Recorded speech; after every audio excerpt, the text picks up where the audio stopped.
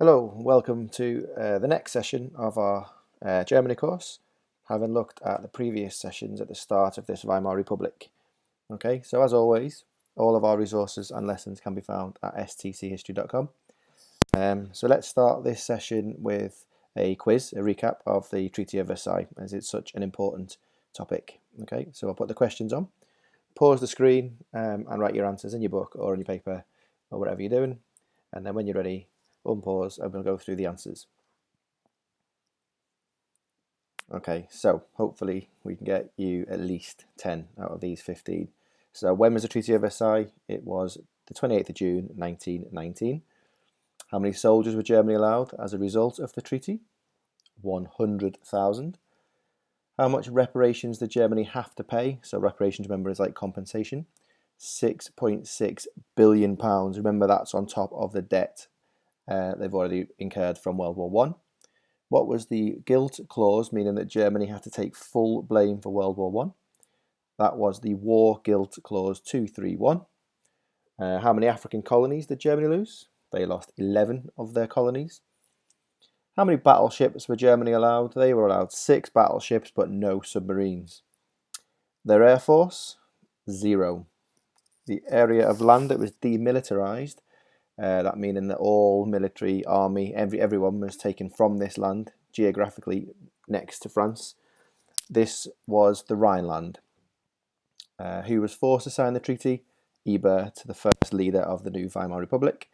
The 3 leaders, the Allies, they were David Lloyd George of Britain, Georges Clemenceau of France, and Woodrow Wilson of the USA. Remember, Georges Clemenceau was the one who wanted to really punish Germany, and I think got his way. How was the treaty known as, relating to Germany not being able to negotiate? Well, it was a diktat, and that was one of the main reasons why people were so angry and upset by it. What role was in charge of the new Weimar Republic? That would be the president, and the role that's in charge of government will be the chancellor. What was the German parliament called, or the building? That would be the Reichstag. And lastly, what article allowed the leader of the Weimar Republic to run the country without parliament? In a time of crisis, normally, that would be Article 48. Hopefully, you got most of them right, and the ones that you didn't, just keep trying, maybe turn them into some flashcards and keep practicing until you know them off by heart. Okay, so this next session then. So we know that Ebert has already picked up quite a job as the new leader of this new country. We've looked at the Versailles Treaty already. So today we're going to have a look at the political crisis or chaos in Germany on the left wing and the right wing. Remember our political spectrum from a couple of sessions ago. The whole of Germany is in chaos. So our aim today is to try and know what happened in both of these uprisings and consider some sources to help us understand. We can start that by looking at the screen and the 2 photographs. So they're useful in a sense that they're photographs, so they are a snapshot in time. So pause the screen, maybe have a little look and see what you can make out on the photographs, anything of interest. Maybe make a note to yourself on your notes. If you're doing the Cornell notes, ask a few questions on how you might find out more or what you think they represent. Okay, so let's start by looking at this picture or this map. This is a map of Germany. Remember, one of the questions that we have to deal with in the Germany exam is an inference question. So an inference question is that question that asks you to read between the lines, to think a little bit outside of what the source actually says. So pause this screen, have a little think to yourself, what can you infer? How many inferences can you make about Germany just looking at this image alone? It's quite a busy image, there's a lot going on. So take your time, and when you're ready, unpause the video and we'll carry on and we'll point out some elements of this map, but it definitely gives us a picture or an image of what's happening in Germany in these early years since World War One.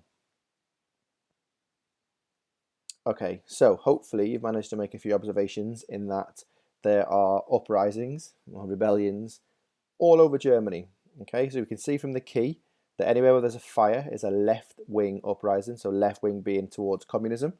And we can see anything where there's a skull and crossbones represents a right-wing uprising. So the nationalists, those more aggressive elements of politics, particularly looking to have the military in charge. So that tells us straight away, an inference straight away, is that we can see that there is upset and anger on both sides of the political spectrum. in fact the whole political spectrum. And we can see that, and we can see some of the dates around that 1923 seems to be quite a difficult year. Lots of things going on. 1920, 1921. In fact, the idea of this picture is, this map is that Ebert is facing a crisis for every year pretty much since he's taken this new country.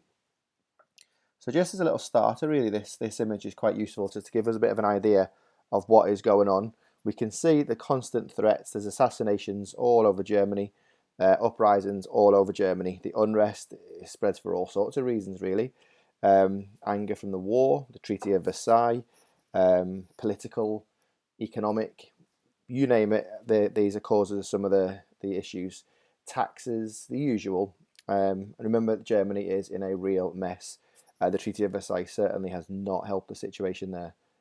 Okay, and also remember this 1917 Russian Revolution. This may well be an inspiration. We'll talk a little bit more about that as this session goes on, particularly with the left-wing uprising. Okay, so hopefully that was helpful just to give you a little bit of an idea of what's going on across Germany, north to south. While we're here, actually, before we move on, just note where Berlin and Munich are. So Berlin being the capital is in the north of Germany, and Munich is in the south. Munich will be important in the next couple of sessions as we particularly focus on the Munich Putsch. All right, you can see that there on the 8th of 9th of November 1923. But just to get your bearings really of how Germany looks, we can see that Berlin's in the north and Munich is in the south, in an area of Germany called Bavaria. Okay, so here's Ebert, looking as sad as ever. I don't blame him after that picture. So he says the first few months haven't been easy. He says the Reichstag is split. There are too many parties. The extreme right and left have enough seats. It's just a nuisance. All right, they have 20% of the government. That's enough to make it difficult to pass laws and bring some stability to this country. To top it off, there are riots and rebellions all over Germany. They are saying they want a Russian-style revolution in Germany. The communists are getting some support. So this is really worrying Ebert, because he doesn't need it. He certainly doesn't need it in the situation that Germany is in at the moment. So before we move on, I'd like you to just think a little bit about some of the questions that are about to crop up. Pause the screen while you think about them, maybe write some answers in your notes or in your books, and then we'll have a little discussion and see what you think. So the first things, what would you do in this situation if you were Ebert? Hopefully a better job, but to be fair, this was all new. So the options, really, you can make a deal with the army. You can make a deal with the Communist Party, or you can allow Germany to just turn communist and hope for the best. So with those three things in mind, maybe it's a good idea to make a pros and cons of each option, and then come up with an answer that you've got. So pause the screen, do that, and then we'll move on when you're ready. All right, so let's see what Ebert did do, and hopefully this may be what you chose to do. So the first thing he did is he does make a deal, but he makes a deal with the army leader, Groener. They would support the Weimar Republic against any revolution. This is really useful for Ebert. Remember, he's already tried to please the army by promising them that this new Weimar Republic will not affect the army. So he's made a deal with Groener, and they are going to help any revolution or uprising. So Ebert's going to support and supply the army further. That means their jobs are secure. The problem is that the Weimar Republic is now dependent on the army. This is not an ideal situation for a new government. All right, so this, you could argue, is weakening the new republic even more, because now Ebert has effectively said we're only here because of the army. Okay, so they're the options.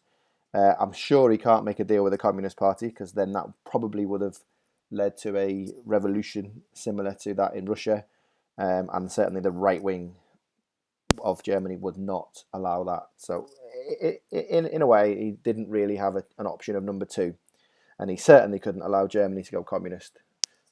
Okay, so let's see then. So just to set us up before we look at these riots and protests of the early 1920s in Germany, we've got Ebert in the middle again. So there's three elements so far before we look into 1923 as a particular year of crisis. So let's see. The first thing we're going to be thinking about is this left and right of that political spectrum, because it's really important.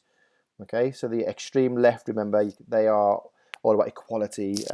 Communism is the idea that everyone's got enough food and somewhere to live, and people aren't getting rich and profits are shared between the people, and the people own the land. That's the idea of communism. The right is the idea of a strong army, military leadership, so a king. They want their king back in Germany. The idea of traditional values and that strong national pride. So these are what Ebert is contending with. Now we know that Ebert is slightly to the left. He's the left spectrum politically, not a communist, but he is left wing. So let's see. But and also it's important probably to make a point now that we've already talked about the Treaty of Versailles, and this might confuse you a little bit in this second. Hopefully we'll deal with that before we move on. So the first issue that he's going to deal with is the first of the uprisings that we'll look at in this session. Is the Spartacist Uprising, named after the Roman Spartacus who fought for his freedom. That's the idea behind that. So that's the 6th of January 1919. Okay, so not long after the end of the war, January, possibly you might think it's a good enough time if you want a resolution to change things. Most of us do every year. So the Spartacist Uprising is going to happen on the 6th of January 1919. This is led by Rosa Luxemburg and Karl Liebknecht, that we'll look at in a minute.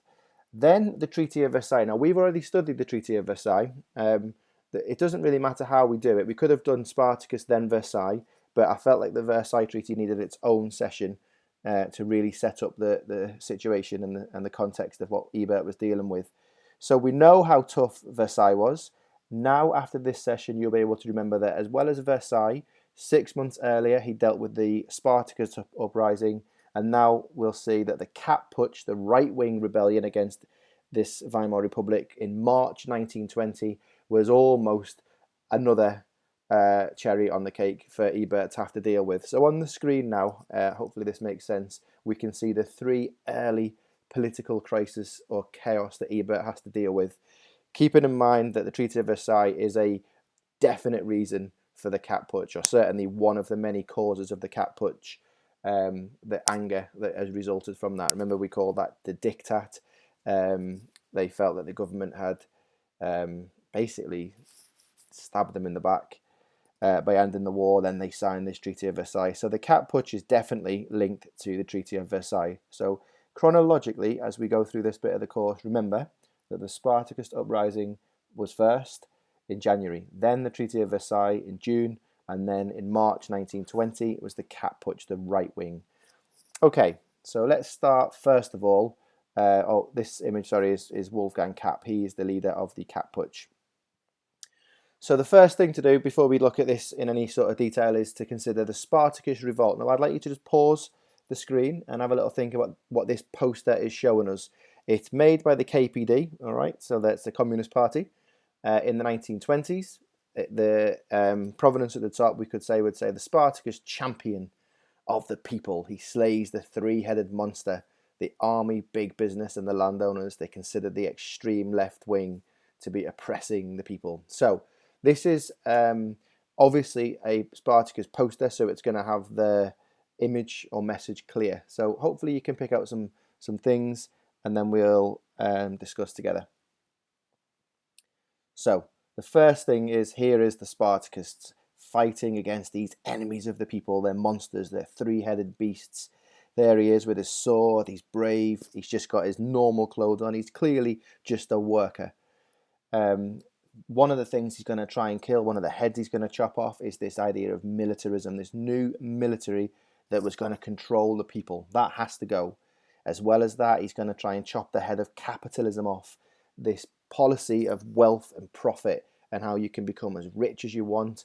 The problem with capitalism is you end up with people who are homeless or poor in poverty, and you end up with people who are millionaires or billionaires. So this Spartacus, this group of communists, they're going to try and kill capitalism as well.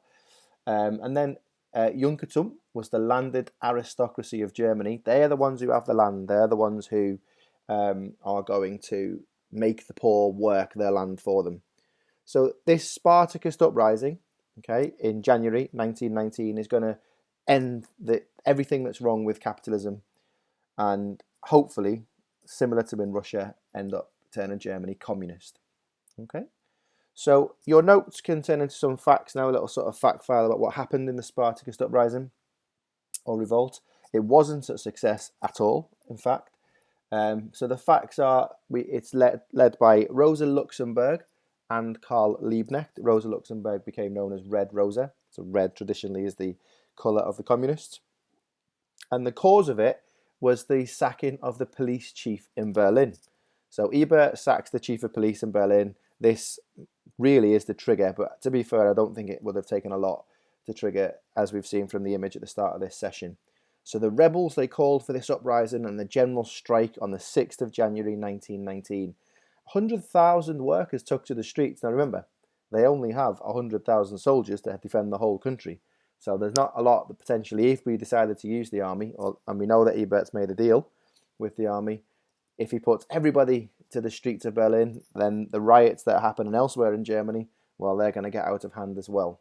So it's not an easy situation for Ebert or the army. And then what the Spartacists do, or what the communists do, is they seize the government's newspaper offices.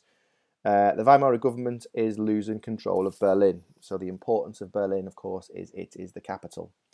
Okay, so what can Ebert do about this? Maybe pause this video and have a little think. Maybe make some notes or ideas yourself. We know that he has made a deal with the army. That's your clue. Okay, so let's see. So he's called on this deal that he's just made with the army.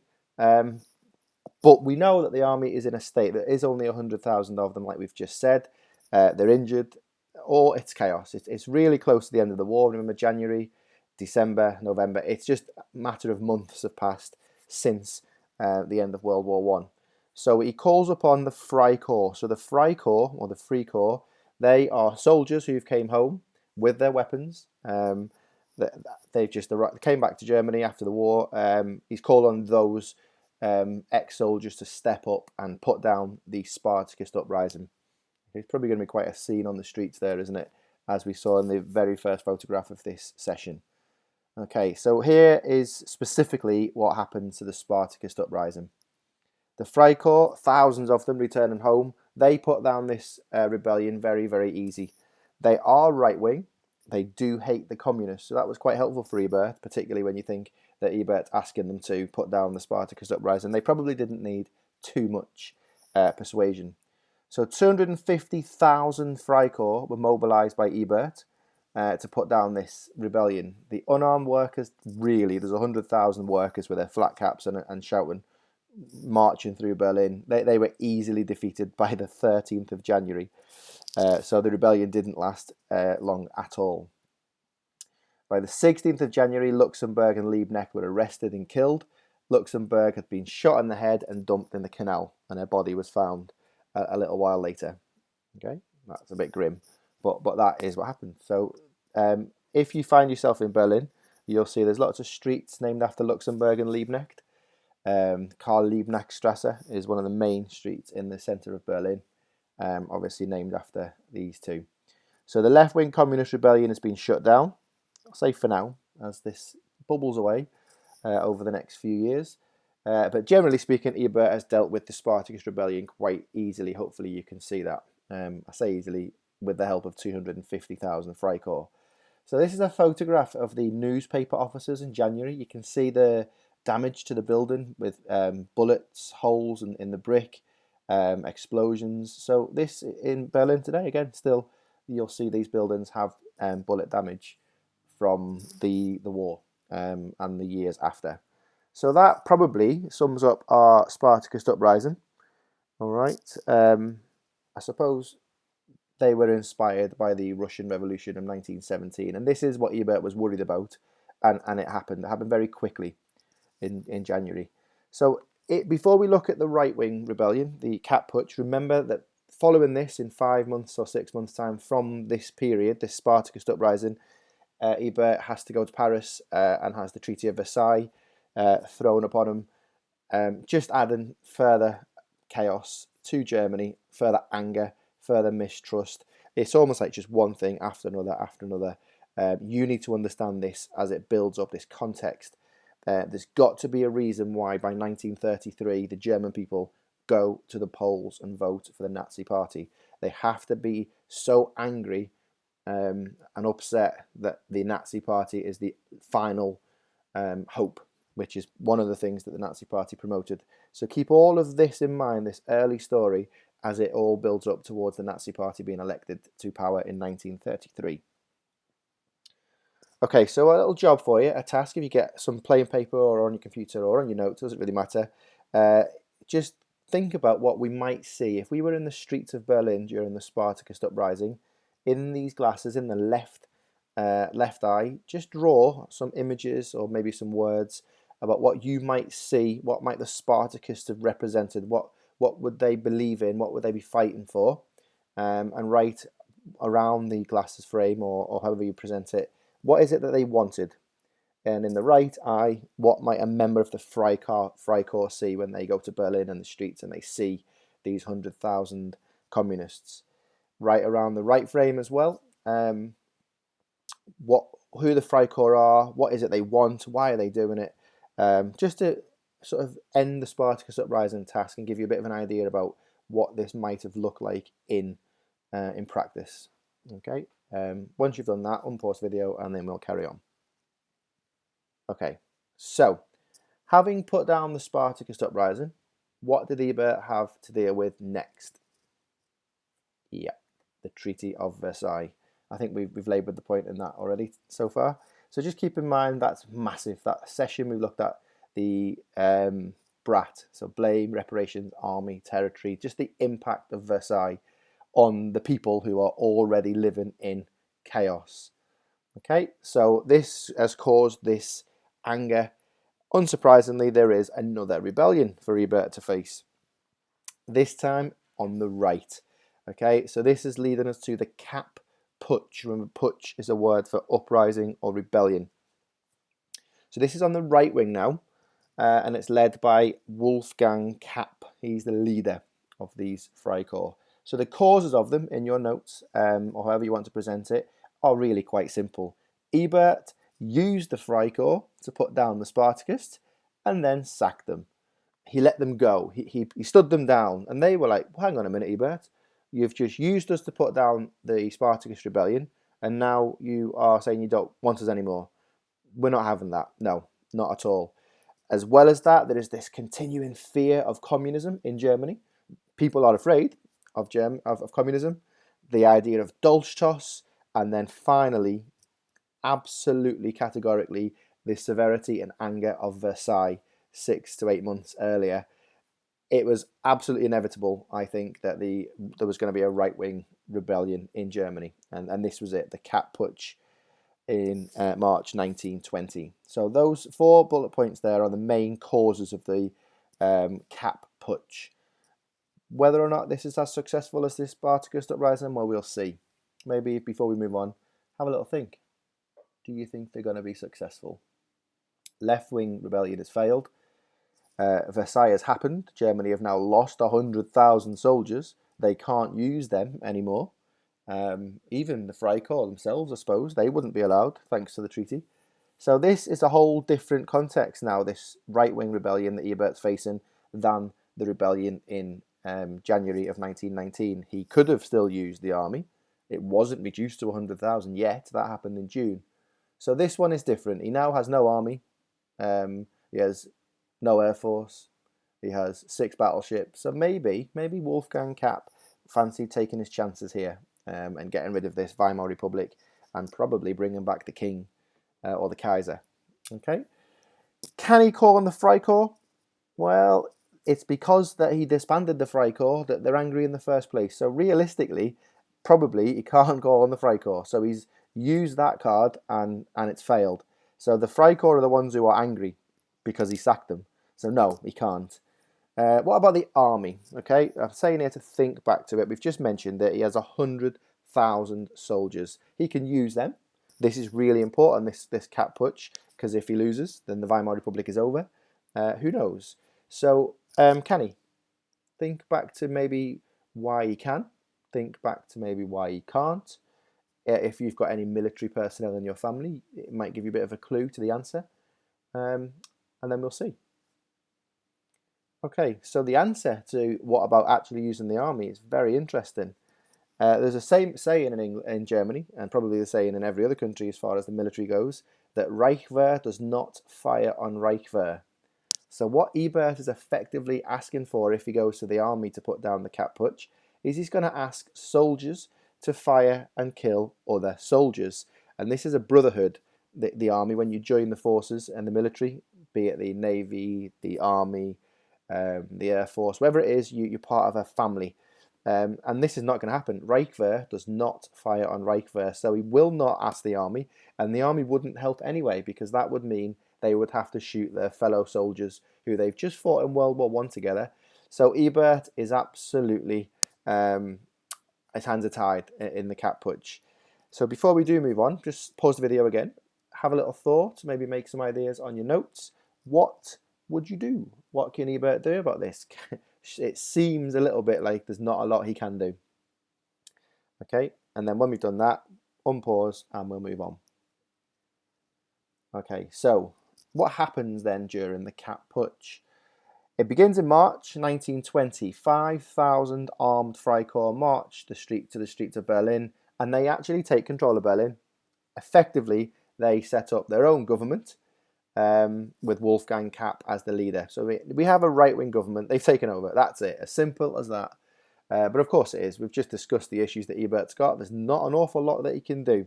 So this new government is set up and they invite Kaiser Wilhelm II back. So what does Ebert do? Well, they've already fled. They've gone to somewhere safe.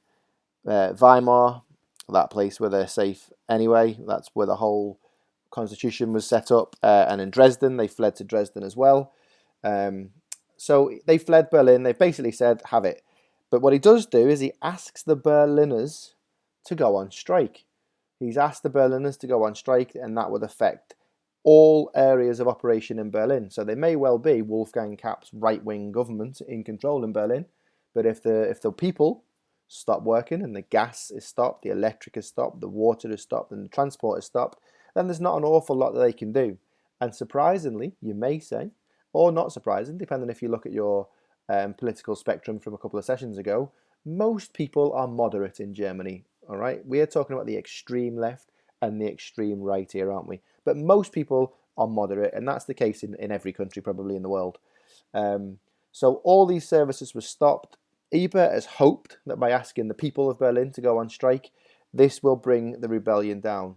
And it does. Okay, so Wolfgang Kapp is arrested after 4 days and the rebellion is over. All right, 400 army officers did take place, but actually very few were punished. Now, that's just the way that it ended, and I'm not sure Ebert really could have punished these people too harshly without inciting another right-wing rebellion. So far then, at this point in our story, is Ebert has had a very tough first year. Okay, do you think he's done all right? Do you think he's done the best that he can? Could he have made better decisions? Whatever you think, that's why history's so good and so interesting, is that you can look at this yourself and make your own mind up whether or not Ebert did the right thing, wrong thing, or the best that he could. So this is where we are. He survived. He somehow survived the Spartacist Uprising.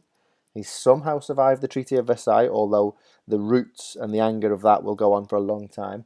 And he somehow survived the Kapp Putsch, the right wing. How he's done it without any army is unbelievable. But he has, and therefore he survived. So let's just bring this session to a bit of a close. So the political violence all over. So here he is, Ebert popping up, and he says, having successfully put down these rebellions, I thought we'd be able to get back on with building our country. But no. His councillor, Hugo Hasse, Erzberger, he's the one who signed the armistice, and his foreign minister, Rathenau, they've all been murdered. 376 political assassinations, and to make it worse, the judges are not prosecuting those with right-wing support. And this point here is really important later on, that the judges are right-wing. And one of the main reasons why Hitler is able to do what he does going forward is because he gets a very lenient punishment for when he attempts to take over Germany in 1923, because the judges, they generally are right-wing. So they're not punishing any of these people for the assassinations of this left-wing government or this Weimar Republic. That means people are more likely to do the crimes and do the killings. So it still is a horrible, horrible time to live in Germany. It's just one thing after another, Ebert says, in these first 3 years. And I'm sort of set up a little bit here. Surely 1923 will get better, ... Well, it won't. In fact, it gets worse.